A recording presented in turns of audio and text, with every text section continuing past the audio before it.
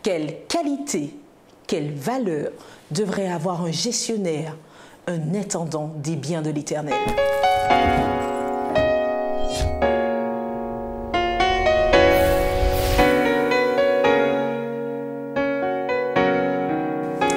Bienvenue chers amis dans votre émission Autrement dit. C'est un plaisir de vous retrouver en compagnie de Marvin et d'Éric. Bienvenue à vous deux. Merci.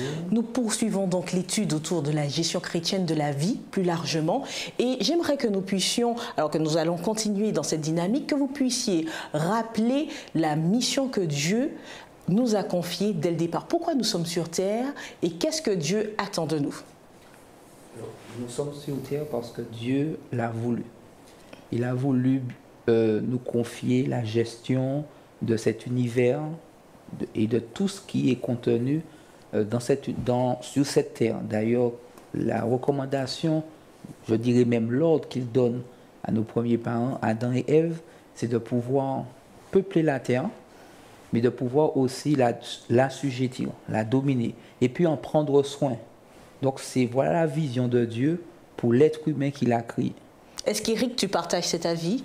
Oui, tout à fait. Effectivement, le texte de référence par rapport à ce que disait Marvin, c'est le texte de la Genèse, le texte des commencements. Dans Genèse 2, le verset 15, on voit que Dieu a organisé la planète Terre, il l'a rendue habitable et voici, il place l'homme dans le jardin avec cette consigne. Il le place dans le jardin pour le cultiver et pour le garder. Donc, il y a cette idée d'intendance que Dieu donne dès le départ à Adam, le père de l'humanité, de telle sorte qu'on peut dire qu'effectivement nous sommes héritiers de cette intendance que Dieu a confiée à Adam. Nous sommes nous aussi, en quelque part, responsables de la création que Dieu nous a donnée. Et quand nous parlons de la création, ça englobe tous les aspects que nous trouvons dans notre vie quotidienne. Donc en gros, selon vos propos, rien ne nous appartient sur terre.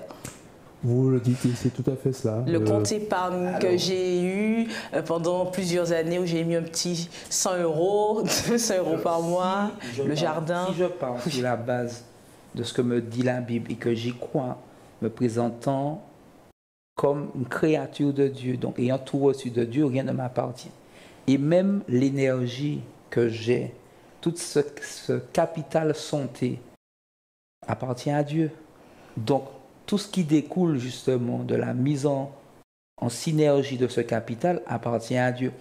Après, la difficulté, c'est de se dire, on est d'accord que la terre appartient à Dieu. Quand on dit la Bible, ça appartient. Mais parfois, on a plus de difficultés quand il s'agit de notre compte en banque. Voilà, c'est d'où la notion de compte épargne où j'ai économisé chaque mois un petit 100 €, un petit 200 €. Est-ce que ça va jusque-là, l'intendance? Alors je lis pour peut-être donner un élément de réponse dans le psaume 50, verset 12, « Le monde est à moi, dit le Seigneur, et tout ce qu'il renferme. » Donc dans le tout, on comprend bien que ça peut aller et ça va selon la conception que nous avons jusqu'au centime que nous avons sur le compte épargne. Maintenant, il s'agit de vivre cela en bonne intelligence avec notre Seigneur. Nous sommes ses intendants, il est le maître et nous croyons que Dieu est un bon maître. C'est un bon Dieu, c'est son nom. Donc il n'y a pas de tension à avoir dans le fait que nous acceptions que le Seigneur soit propriétaire de tout ce que nous avons. Alors, Dieu est propriétaire de tout. C'est ce que vous faites ressortir. Il nous donne la gestion, d'où le terme intendant. Nous sommes des régisseurs, nous sommes des administrateurs. Alors, mais qu'est-ce qu'il attend de nous en termes de caractéristiques? Quelle valeur il veut que l'on ait? Est-ce que vous avez des éléments de réponse dessus? Je crois qu'il veut que nous soyons d'abord fidèles à la mission qu'il nous a confiée. Et cette mission, c'est de prendre soin d'eux.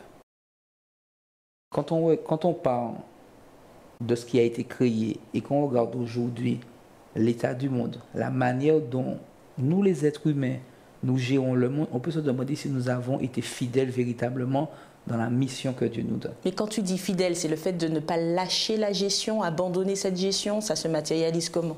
C'est le fait d'avoir en tête la volonté de celui qui nous a confié ses biens en gestion. Il me donne des biens, il me les met sous ma responsabilité et il me donne des objectifs. Si je dévie de ces objectifs, alors je ne suis pas fidèle. Et le bon gestionnaire, c'est quelqu'un qui est fidèle, qui va s'atteler chaque jour à répondre aux objectifs qui lui a été confiés. Donc il n'y a pas de limite en soi. Je cite ici un autre texte de la Bible, dans 1 Corinthiens chapitre 4, verset 2.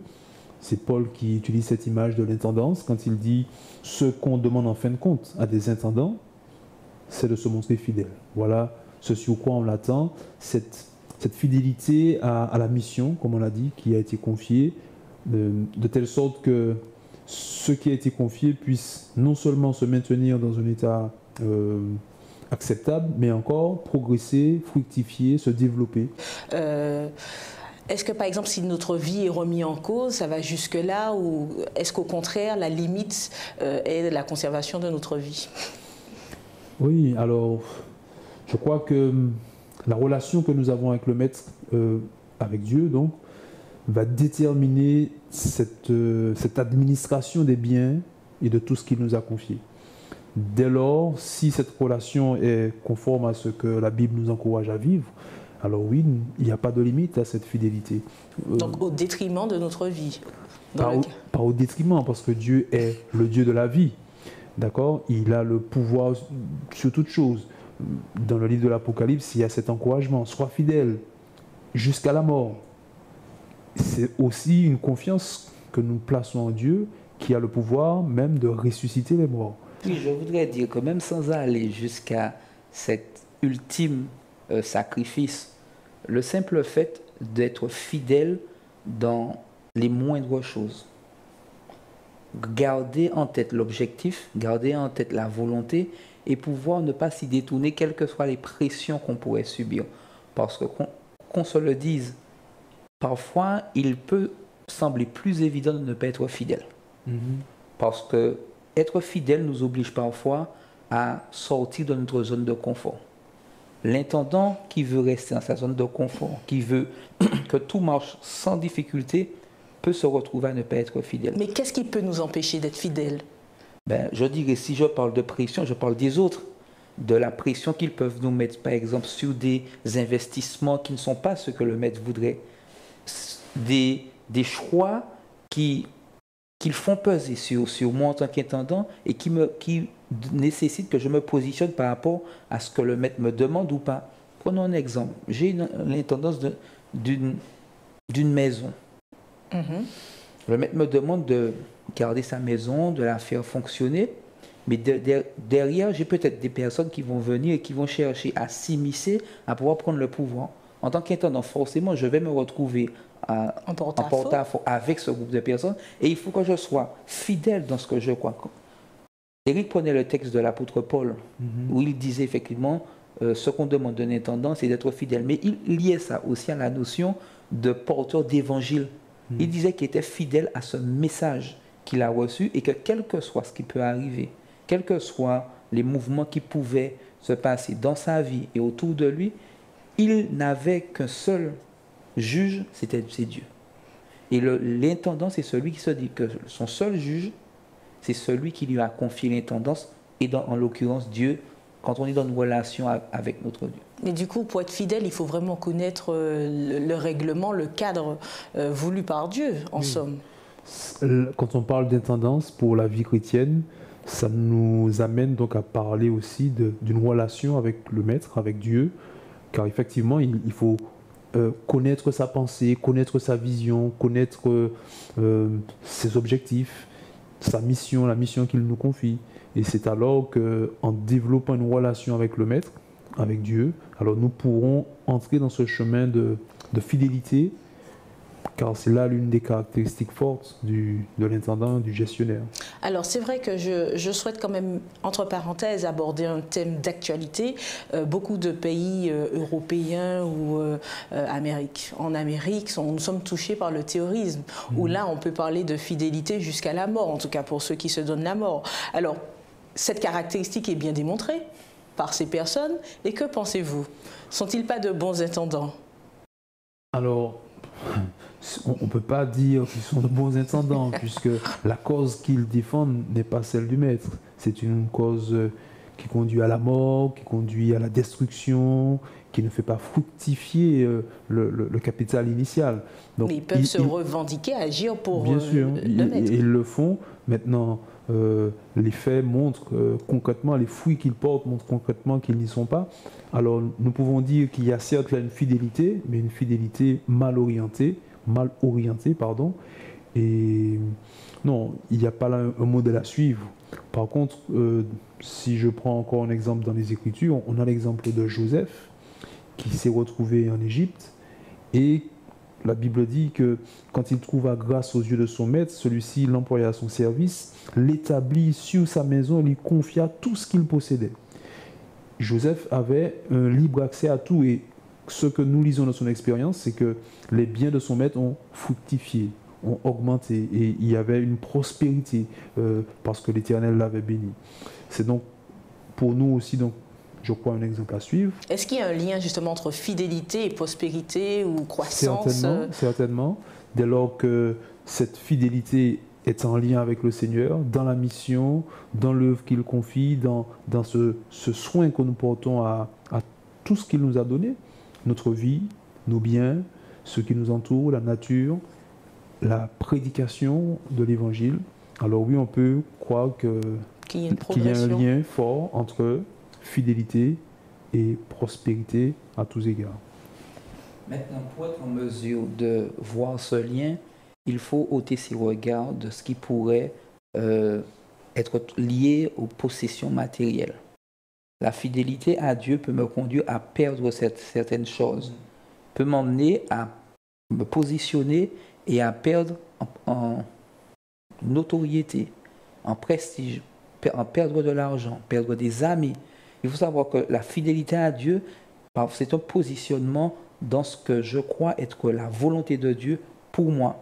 C'est vrai que ça, après, on gagne en confiance parce qu'on apprend à s'appuyer sur Dieu, on apprend à s'en remettre à Dieu. Je veux prendre comme exemple les 3 amis de Daniel. Le roi leur demande de se prosterner comme d'autres personnes qui, faisant partie du même peuple qu'eux, se sont aussi prosternés. Ils vont dire, ouais, non, nous n'allons pas nous prosterner. Et la fidélité va même jusqu'à croire que même si Dieu ne les délivre pas, ne les sauve pas de la mort, que ce n'est pas grave, que c'était sa volonté. Voilà un acte de fidélité. Mais souvent, on focalise nos regards sur ce qu'on perd. Et puis on se dit, ouais, mais si je reste fidèle, si je fais ça, est-ce que derrière, on comptabilise ce qu'on va perdre? Et on enlève nos regards de ce qu'on pourrait gagner en demeurant ferme dans nos convictions. Donc ne pas s'axer forcément sur des choses matérielles. Il peut avoir une prospérité matérielle, mais immatérielle également, selon ce que tu... Mais ça dépend aussi de la perspective que moi j'ai de la réussite dans la vie. Lors des premières études, nous avons eu l'occasion d'aborder la vision que j'ai de la réussite. Quel rapport j'entretiens avec tout ce qui est lié au matériel. Et quand notre regard est focalisé sur ça, la fidélité peut paraître un poids parce qu'elle m'oblige à prendre des décisions qui me dépouillent de quelque chose. Donc finalement, c'est fidélité, prospérité et, comment on dit, dépouiller. La vie chrétienne, c'est un chemin, c'est un parcours avec Dieu. Les contextes changent, évoluent. L'idée, c'est de rester en relation avec le Maître. C'est lui qui gère, c'est lui qui est au contrôle de toutes choses. À partir de là, si nous avons en lui cette confiance, nous pouvons avancer fidèlement dans ce qu'il nous a confié. On peut avoir une expérience de prospérité à tous égards, matériellement aussi. On peut aussi se retrouver dans une situation, comme on a dit, où à cause de notre fidélité, on se retrouve en situation économique difficile, socialement, etc. Mais peu importe en fait. L'idée, c'est de demeurer fidèle au Maître dès lors qu'on sait qui il est, où il nous conduit dans ce chemin d'intendance et de gestionnaire. Alors c'est vrai que nous avons bien bossé le tableau de la fidélité. Est-ce qu'il y a d'autres... Marvin, c'est vrai que tu as parlé de cette notion d'être fidèle. Est-ce qu'il y a d'autres caractéristiques attendues par Dieu, d'autres caractéristiques qui montrent justement notre valeur en tant que bon gestionnaire et intendant?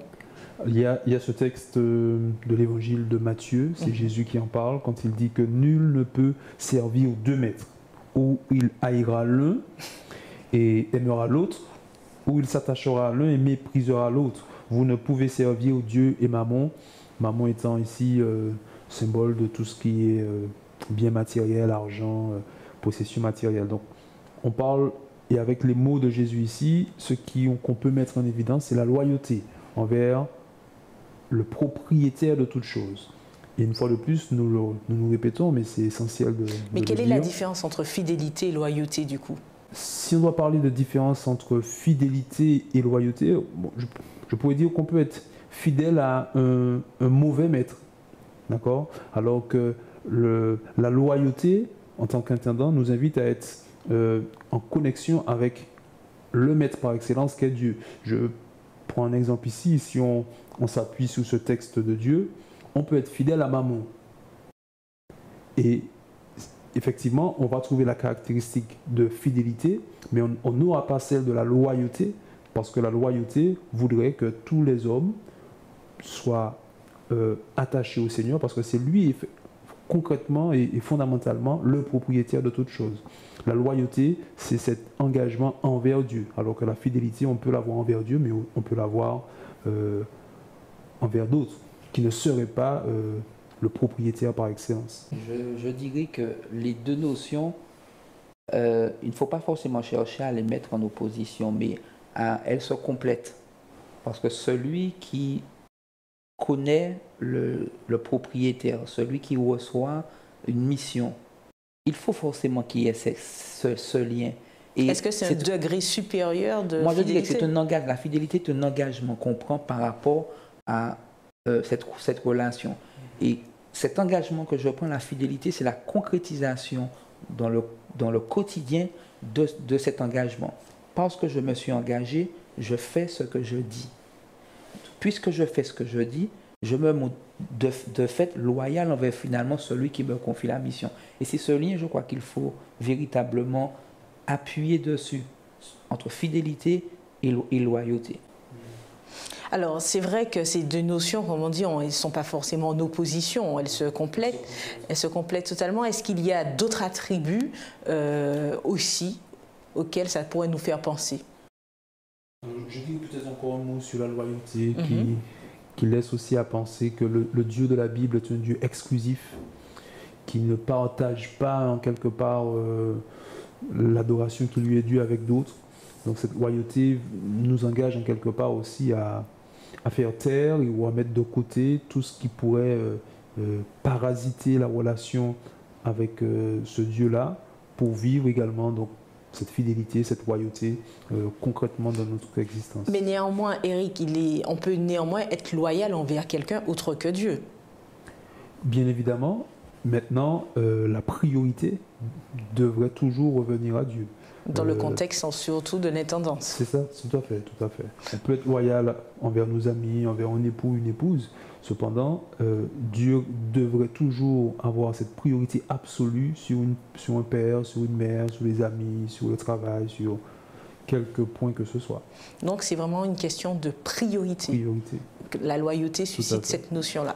Alors quelle autre caractéristique ou encore quel autre attrait un intendant des propriétés de Dieu devrait avoir? Alors, je dirais qu'un intendant doit être quelqu'un de digne de confiance. Parce que c'est quand même quelqu'un à qui on confie son patrimoine, à qui on confie ses biens, à qui on confie ce que parfois on a de plus précieux, et qui doit, parfois en notre absence, le maintenir à niveau ou le faire fructifier. C'est quelqu'un, quand on parle, on n'a pas chaque fois en tête, est-ce qu'il ne va pas me voler? Est-ce qu'il ne va pas détourner une partie de ma fortune? Est-ce qu'il ne va pas détourner une partie de mes biens? Mais en lien avec ce que tu dis, est-ce que le calife ne veut pas prendre un jour la place du calife? Alors, si et c'est un peu le cadre de notre émission, si on se base sur la Bible, nous avons encore une fois l'exemple de Joseph, qui s'est retrouvé dans cette position d'intendance. Il était un homme digne de confiance. Quand je lis dans Genèse 39, verset 6, il est dit que Potiphar abandonna aux mains de Joseph tout ce qui lui appartenait. et il n'avait avec lui d'autre soin que celui de prendre sa nourriture.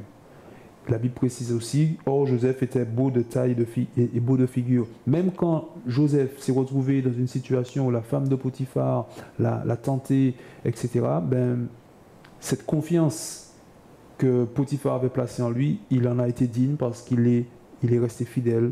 Et... Oui, Joseph est un exemple, mais imaginons qu'on peut sûrement s'enorgueillir de biens qui ne nous appartiennent pas. Et donc, est-ce qu'il n'y a pas une possibilité, entre autres, de vouloir prendre la place du calife? Et c'est justement ce la place de Dieu qu'il faut garder en tête. C'est qu'on peut se laisser submerger par cette idée de se dire « c'est à moi ». D'ailleurs, si on se replonge dans le contexte biblique, nous avons dit que la terre appartient à Dieu et tout ce qui est contenu. Pourtant, nous avons des projets d'acheter tel terrain, nous avons des projets d'acheter telle propriété, telle maison, et puis pour pouvoir augmenter notre patrimoine et dire voici ça c'est mon patrimoine. On oublie trop souvent que c'est Dieu qui nous confie. Donc on peut construire n'importe quoi après tout. Il faut pas perdre de vue ce que nous avons dit au départ, que tout appartient à Dieu. Je reste un peu sur l'exemple de Joseph parce on peut, en analysant son expérience, trouver des éléments pertinents pour nous. Tenté par la femme de Potiphar, il dit comment, au chapitre 39, au verset 9, comment commettrai-je un aussi grand mal envers mon maître, Potiphar, et comment pécherai-je contre Dieu?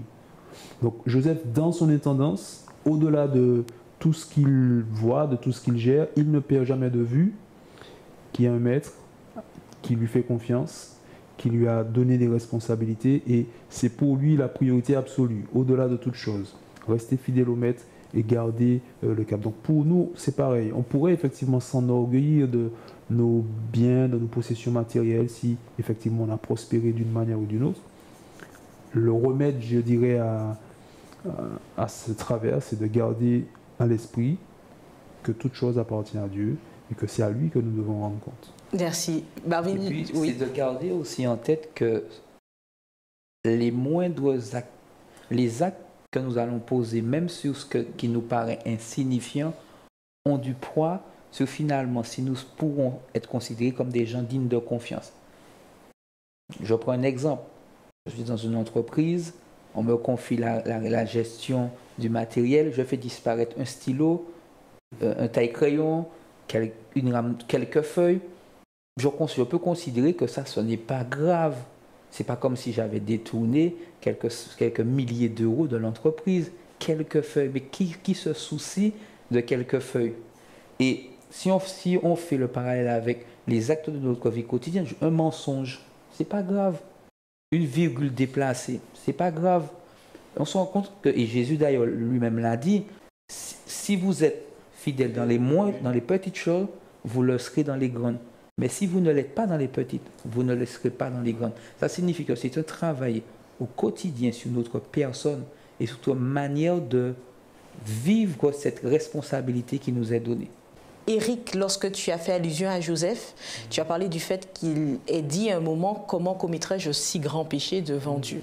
Il est question, mine de rien, de jugement. En fait, c'est Dieu qui juge. Et on peut mettre ses propos de Joseph avec les propos de Paul dans 1 Corinthiens 4, verset 2-3, qui dit « Du reste, ce qu'on demande d'un intendant, c'est qu'il soit digne de confiance. Quant à moi, il m'importe fort peu d'être jugé par vous, par une juridiction humaine. » En fait, ce qu'il dit, c'est que la personne qu'il juge, c'est Dieu. Alors, est-ce qu'en fait, tout ce qu'on a à faire, c'est se focaliser sur le jugement de Dieu et qu'importe de ce que peuvent dire les gens, je fais ce que je veux, je fais, voilà, dès lors que c'est Dieu qui me juge. Parce qu'on entend beaucoup ça dans la société, oui. Dieu seul me juge. On voit même les voitures estampillées de ce slogan. Que pensez de cela? Alors, cette expression-là ne devrait pas être une licence pour faire ce que bon nous semble. Quand Paul le dit ici, dans le contexte de sa déclaration, il s'agit véritablement pour lui de demeurer fidèle à la mission que Dieu lui a confiée.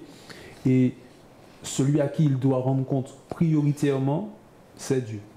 Maintenant, dans notre vie de tous les jours, nous sommes en quelque part redevables les uns aux autres nous veillons les uns sur les autres, nous sommes appelés à travailler ensemble. Donc, de ce fait, il ne s'agit pas d'ignorer l'autre, mais il s'agit de collaborer avec pour l'avancement de l'œuvre.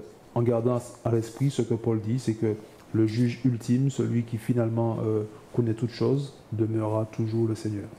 Alors, merci pour ces éléments de réponse. Nous avons parlé de fidélité, nous avons parlé de loyauté, nous avons parlé d'être digne de confiance. Est-ce qu'il y a encore d'autres attributs auxquels vous pensez? Je pense à l'obéissance, parce que si nous sommes dans un rapport avec Dieu, où il nous confie des choses, mais c'est vrai que c'est lié aussi à ce qu'on a déjà vu en termes de fidélité. Je suis dans la mission qui m'a été confiée, donc j'obéis à ses recommandations, j'obéis à sa volonté. Et un intendant ne peut ne pas obéir. Si je suis intendant de Dieu, je ne peux ne pas obéir à Dieu et à ce qu'il me commande. Alors, comment ne pas être dans un côté machinal, obéir pour obéir, et se rendre compte qu'en fait, on fait les choses machinalement au lieu de le faire avec le cœur? Alors, je dirais que tout se joue au niveau de la relation que nous avons avec le propriétaire, avec le maître. Si c'est une relation de tension, si c'est une relation craintive, si c'est une relation de peur, alors effectivement, on sera dans faire pour faire, au moins là, je suis tranquille. Mais si c'est une relation d'amour, si c'est une relation de proximité, si c'est une relation de confiance, alors si c'est une relation dans laquelle on partage la vision du maître pour son plan, pour sa vigne, pour reprendre un peu le langage biblique, alors forcément, les actes que nous allons poser ne seront pas marqués par cet état d'esprit. Au contraire, ce sera un état d'esprit de faire les choses pour le Seigneur, pour l'avancement, et on sait dans quelle dynamique on entre, et alors ça se fait avec joie, avec bonté de cœur, et ça vient naturellement, on va dire. En fait, tous ces attributs devaient nous donner une conscience tranquille, entre guillemets. Oui, parce que celui qui respecte le maître, connaît le maître, respecte ses engagements, qui ne cherche pas son intérêt, n'a pas à rougir quand le maître vient lui demander des comptes. Et il peut librement ouvrir les livres, montrer quel est le résultat de sa gestion. Mais quand on sait qu'on a déplacé des virgules, quand on sait qu'on a fait des mouvements suspects, forcément, on a toujours cette crainte d'être découvert. Et c'est là où ça amène une mauvaise conscience. Maintenant, la bonne nouvelle, malgré tout, c'est que le Dieu de la Bible, c'est un Dieu patient. C'est vrai qu'il est le maître de toutes choses, qu'il nous a confié l'intendance. Et si, malheureusement, il nous est arrivé d'être infidèles dans cette gestion, si effectivement notre conscience en arrive à nous reprocher certaines choses, dans le plan de Dieu, il y a ce moyen de salut, ce moyen d'être purifié d'une mauvaise conscience. Et ce moyen de salut, on l'a en Jésus-Christ, dans le sang qu'il a versé pour l'humanité, ce même sang qu'il plaide auprès de Dieu. En ce moment même, nous croyons dans le sanctuaire. De ce fait, même celui qui aujourd'hui serait, entre guillemets, persécuté par sa conscience, le chemin du salut se trouve en Christ. Pour retrouver cette paix de la conscience, cette paix de l'âme, et s'engager dans un chemin de fidélité, de loyauté, et de tous ces points que nous avons développés.